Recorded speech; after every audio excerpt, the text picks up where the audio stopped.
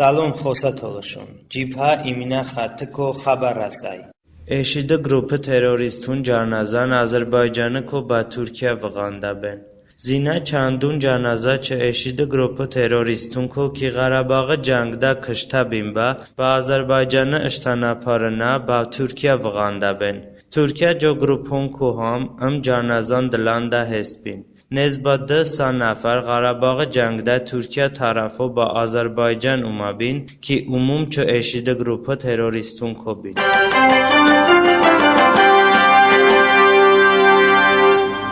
Azerbaycan'da multikulturaya merkez soxtabınday.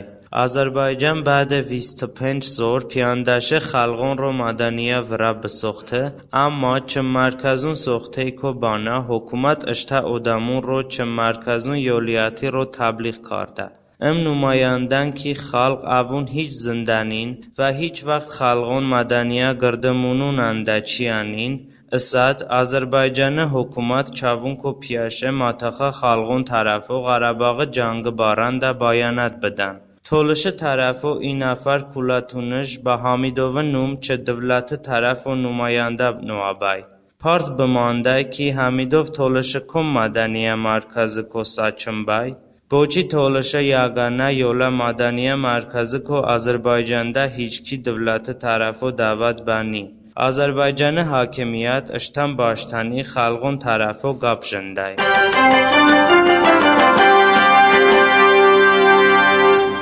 جنوبی قفقاز کامل بر روسیه دست ایگنی. آریل کوهن چه اتلانتیک شعوره تحلیلاکا گلای مقالنده آمریکا سیاست قرهباغ مناقشه ده تنقید کردشه و ووته روسیه جنوبی قفقازده سلاح هواتنای جنگ ایغاننای و چایو اشتاقوون صلح برقرار کرده رو متخده پولو کرده. آریل کوهن ووته تأسف که آمریکا با قرهباغ مناقشه اعتنو کردنی و روسیه ترکیه به ایران راحت متخه باشته دستگاتشونه. ووته روسیه با اوسنا رو کاشینه اشته حربی قوم و جنوبی قفقاز نات به گاز مسلط کردشه و با اروپا ضرره. قرهباغ مناقشه دوم هم باعث بای تاناب تاپ گاز لولا پروژه هم بهته. کوهن ووته امروز جنوبی قفقاز کامل روسیه داستندای و روسیه سیاستون نگارنای.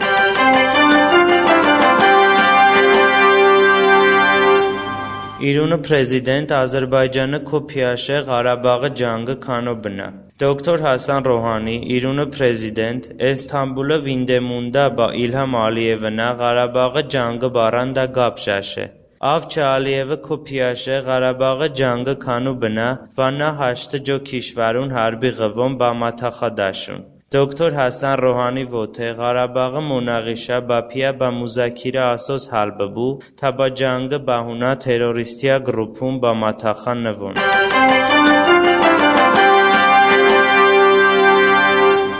Türkiye, insanın hüquq ve azadati poymol kardı. Avrupa Parlament gılay bayun numanda ijan Türkiye hakimiyeti etnosit siyasatun iyan insanın azadati poymol kardı siyasatun mahkum kardeşe.